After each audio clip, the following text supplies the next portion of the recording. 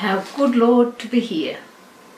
As I've thought about and prepared for the day when we would be allowed to gather for worship again in our building, the words of this hymn came to mind. It's a hymn about the transfiguration of Jesus, a celebration of the amazing and puzzling experience of the disciples Peter, James and John. You will recall that the disciples were excited and honoured to be present on the mountain with Jesus that day. When they saw him dazzling white, Moses and Elijah appearing and hearing the voice of God. But the disciples were also frightened, confused and unsure about what would happen next. The account of the disciples' reaction to witnessing the transfiguration of Jesus is how I feel about the opportunity to gather for worship. It's exciting. We can see each other face to face. We can sing and pray together. But our gathered worship will not be like it was in pre-COVID times. Not everyone will be present. We cannot physically greet each other or even sit next to our friends. There is an anxiety about gathering. What if we become a cluster? And we have no idea how long we will be restricted in our practices and movement. It is good to be here, but when the first line of Joseph Armitage Robinson's hymn came to mind, I looked it up and read all the lyrics. In the poem we read, "Fulfiller of the past, promise of things to be." Robinson is helping unpack the significance of the Transfiguration in song. He is reflecting on Jesus and his ministry. Jesus, the Jewish rabbi who recalled Israel's salvation history, who reflected on the teachings and promises of the prophets, who quoted the Psalms and prayed to the God of Abraham, Isaac and Jacob. And Jesus, the Messiah who preached about and demonstrated the kingdom promises coming to fruition. During his life and ministry, Jesus drew on Israel's past, the nation's history and traditions, and took that history and those traditions and developed them into a deeper, more inclusive ministry and message of hope and reconciliation. As Jesus prepared his disciples for his departure, he commissioned them to continue his ministry and mission in the world. They were to be the ones to share the good news in word and deed.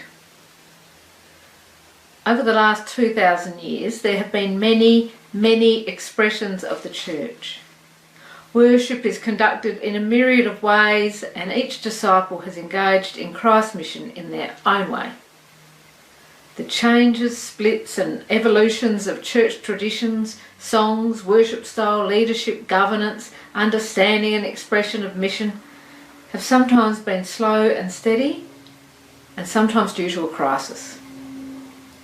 We are living in a time of crisis. We are living through a pandemic. Our world and our lives have been challenged and changed by coronavirus. It is 6 months since this new virus was identified in Australia, and 4 months since restrictions really kicked in. As a result of this virus coming into our country, it has not been business as usual. No church, no hugging, no activities. We have had to adjust to new ways of living and being. But things are changing. As South Australia continues to have more and more days with no active cases, as schools have gone back to normal, as club sport resumes and businesses are reopening, the time is right for some of us to gather for worship in our church buildings. And thanks to the wonders of technology, some will be worshipping with us at home. The state might be opening up, and many activities, including gathered worship, are resuming, but life is not like it was. There are still restrictions in place to keep us safe. People are still being careful about venturing out of their homes. For some, this enforced staying in has given us an opportunity to reflect on the way we do things and what is important to us. As we slowly and carefully resume gathered worship and other activities, we have an opportunity to consider the things from our pre-COVID experience that are important to continue and those we can leave behind as we move into our ever-changing future.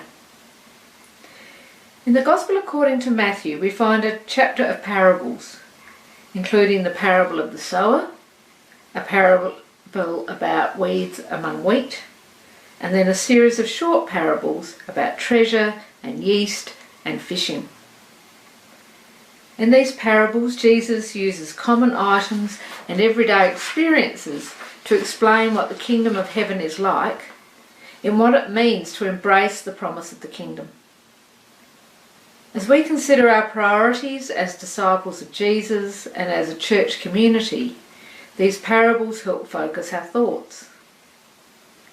The short parables that we have read and heard this morning are all about the kingdom of heaven. Jesus is explaining, expanding and challenging his listeners with all his sayings about an ancient promise. In ancient Israel, the prophet spoke about a kingdom like no other, a kingdom that God would bring to fruition and rule over.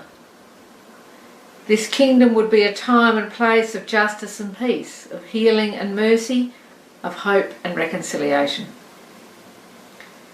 These promises gave hope to the people of God when they were struggling with drought and disease, with war and injustice, death and destruction. The people turned to the words and promises of the prophets, believing that one day they would be fulfilled. One day.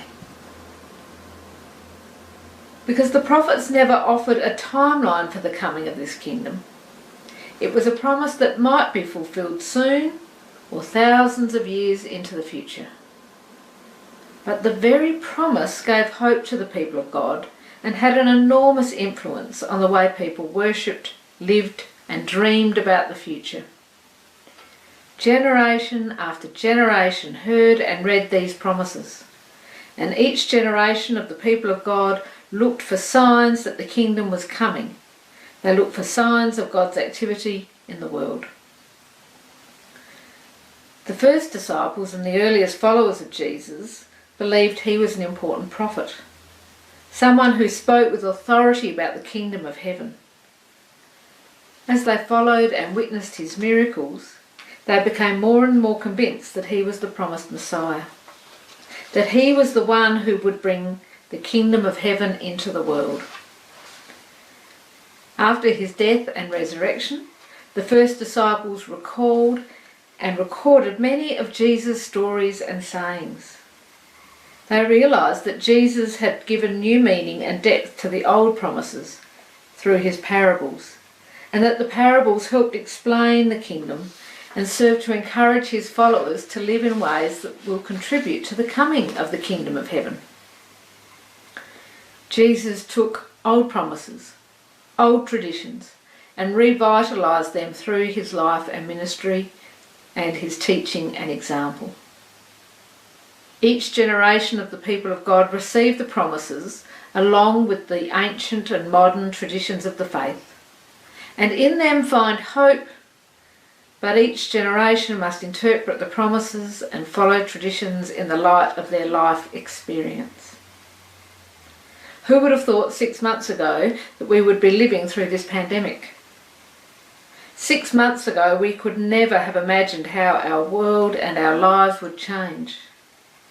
As we navigate the unknown future, we also navigate what of the old we want to hold on to and what new discoveries God is calling us into and towards.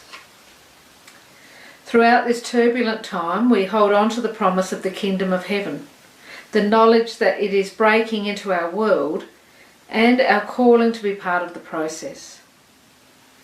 The parables about the mustard seed and the yeast remind us that even our smallest acts of kindness, of justice making, of loving deeds can make a difference. We do not need to be a great orator, a rich philanthropist, or an eco-warrior to save the world. Desmond Tutu said, "Do your little bit of good where you are. It's those little bits of good that put together overwhelm the world." It's the little kingdom of heaven activities that together will bring the kingdom to fruition. In Jesus' teaching, we are told how valuable people find being part of the kingdom of heaven.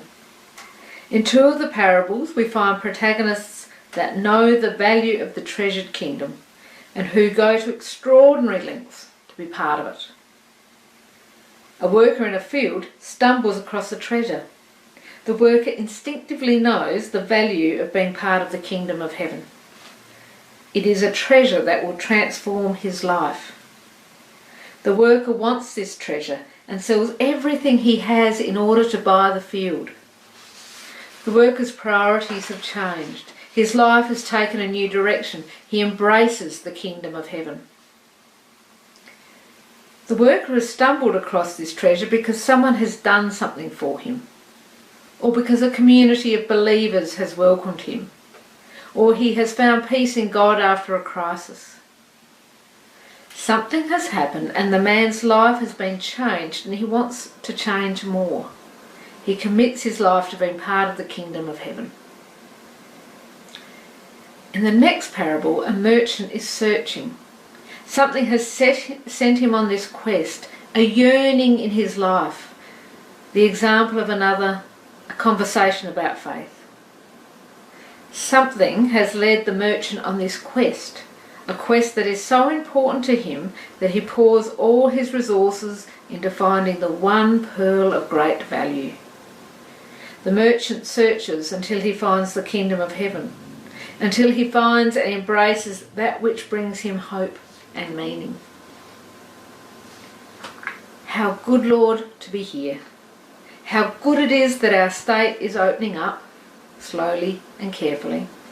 How good it is that we can slowly and carefully begin to gather for worship here and at home. As we emerge from our homes into this new COVID world, it is timely to consider what aspects of the old ways and traditions we wish to hold on to. And it is timely to reflect on how we are being called and commissioned to be part of and help bring to fullness the kingdom of heaven. In these turbulent and uncertain times, the one thing that draws us together as the people of God is the treasure of the kingdom of heaven. A treasure that brings meaning and hope, mercy and peace to those who find and embrace that treasure. Amen.